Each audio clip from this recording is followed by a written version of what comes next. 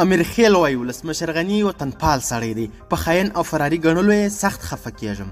د بېواکه شوي ولسمشر محمد اشرف غني یوه نږدې پخواني سلاکار ضیاءالحق امیر خیل چې د ننګرهار والي هم و، د اشرف غني د شخصیت دفاع کړې او د هغه په خاین او فراري ګڼلو یې غبرګون ښودلی. امیر خیل په یو تازه مرکه کې ویلي چې ولسمشر غني یو وطنپال سړی دی او دی خفه کیږي چې څوک نوموړی خاین یا فراري وګڼي.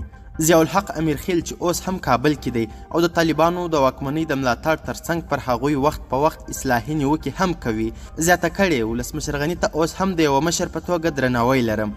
هغه د جمهوري نظام د سقوط ډیره ملامتي د ملي دفاع په مخکینی وزیر بسم الله محمدي اچولې او ویلي چې په 2014 ټاکنو کې له ولسمشر غني څخه په خپل فردي ملاتړ پښیمانه نه دی.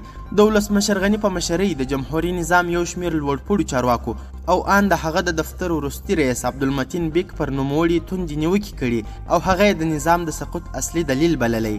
ښاغلی غني بیا چې په متحده عربي اماراتو کې میشت دی، د نظام د سقوط او ډیرو نورو اساسي پوښتنو او بحثونو په اړه یې خلکو ته توضیحات نه دي ورکړي. قدرمنو لیدونکو زیاته مننه چې ویډیو مو تر پایه وکتل. زموږ چینل سبسکرایب او ویډیو در سره شیر کړئ. تر بیا او بلې داسې ویډیو د الله په امان.